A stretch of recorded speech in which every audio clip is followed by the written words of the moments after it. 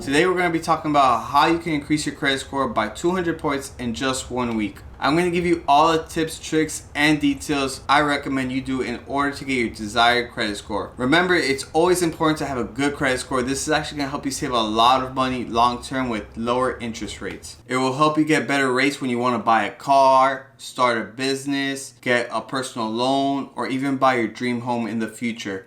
Also, please make sure to hit that like button below. It literally takes seconds to do so, and it would really help out this channel, and I would really appreciate it. So make sure to hit that like button, and let's get started.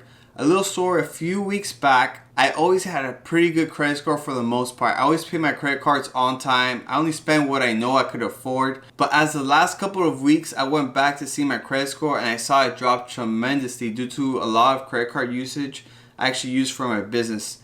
I use a lot of my personal credit cards for my business, and I noticed I even had a missed payment on my credit score. This all happened because I needed a lot more cash flow for my Amazon business to help me grow and make more money in the long term. After all of this, and I noticed my credit score dropped to the low 600s.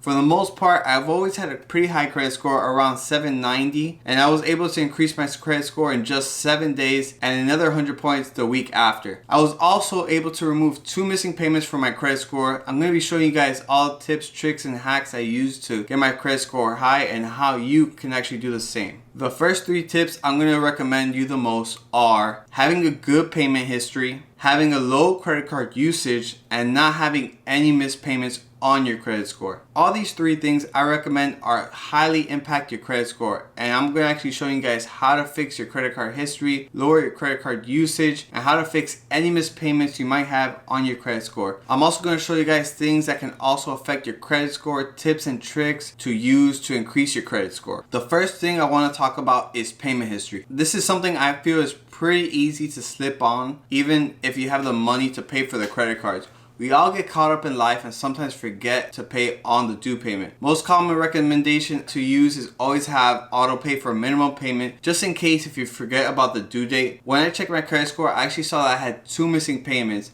I'm usually someone that usually pays all my credit cards in full for the most part. I noticed that it dropped my credit score actually a lot. I was able to get that removed from my credit score. There are people that actually pay agencies just to get this issue fixed. I'm going to be actually showing you guys exactly what I was able to do to get these 2 missing payments removed from my credit score. It literally took me 5 to 10 minutes.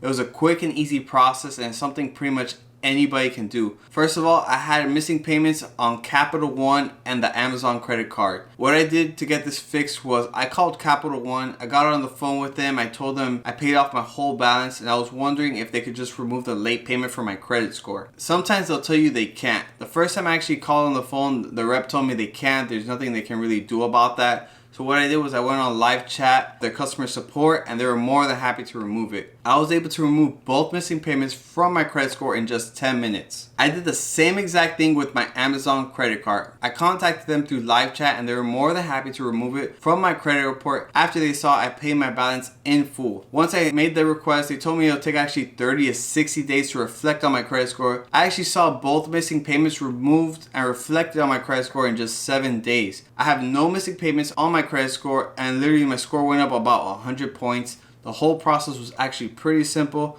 The only downfall I would say is when I called Capital One and talked to the rep, the person really wasn't that useful, and they pretty much told me there's nothing they can do about it. It seemed probably like if he was a new rep or something. If you get a no for the first time, don't get too discouraged. You could always try live chat, or you call back in a day or 2. Now I'm pretty much 100% on my payment history with no missing payments. Like I said, people actually pay for this service, and you can do it yourself for free. All this takes is a bit of time, and it will actually really help your credit score long term. Remember, having a high credit score will help you save money long term. You'll have a lower interest rate whenever you want to finance something.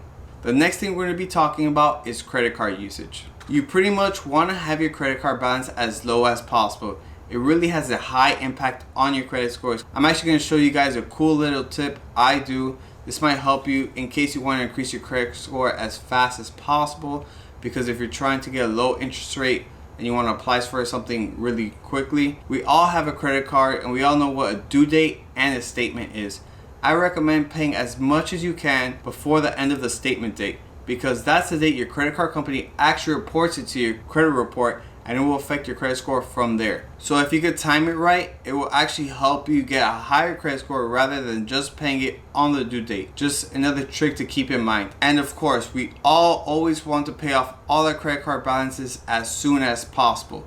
That way we don't always have to be paying interest, and it's pretty much a waste of money when paying interest. I personally recommend to do, if you owe 3 to 4 credit cards, what I like to do is called the snowball effect. This is when you pay off the credit card that you owe the least amount of money to and work your way up from there. That way you can actually build a bit of momentum, motivation to pay off all your credit cards. The next thing you know, you only have 1 credit card left to pay, and you probably won't get in debt again because you've learned your lesson. It's really easy just to swipe a credit card and say you'll pay it off later. But that's what the credit card companies want you to do. That's how they make money from you, so try to be smart. Know when to use your credit card and when not to. The last thing we're going to be talking about has a high impact is derogatory mark, as known as collections. To sum up what collections is, if you don't know, let's say you owe a credit card company, for example Chase, and you haven't been making payments on this credit card company for a long time. You completely stop making payments. You basically can't afford making the payments, and you just give up on the card, and you really don't care about your credit score anymore. After that, the credit card company sees this, that you're not able to pay the credit card, and what they do is they actually write it off and sell it to a collections agency. Basically, these collection agencies buy your unpaid balance for pennies on the dollar and attempt their best way to contact you to pay off the original debt you owe. This will appear on your credit score. I personally have not had anything in collections, but I have heard from a lot of experts never to pay collections because it really won't affect your credit score. Actually, paying collections could restart the whole process and make it worse for you in the long run. Like I said before, I've never been in collections, so I'm not really an expert on this field. I'm gonna make a follow-up video to actually show you guys step by step of how to do so if you have accounts in collections. Feel free to leave any comments or thoughts below in the comment section. Also, make sure to hit that like button if you haven't yet, and also make sure to subscribe to keep in touch with all the latest videos. Thank you for taking your time for watching this video, and I'll see you guys on the next one.